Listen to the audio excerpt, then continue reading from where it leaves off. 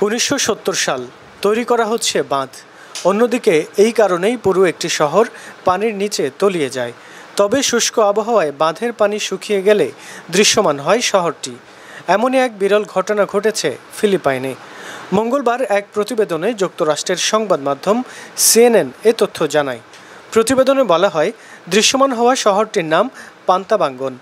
ফিলিপাইনে তাপমাত্রা বাড়ায় বড় একটি বাঁধের পানি শুকিয়ে জেগে উঠেছে প্রায় ৩০০ বছরের পুরনো এই শহর। ফিলিপাইনের অনেক অংশই এখন ভয়াবহ খরার সম্মুখীন।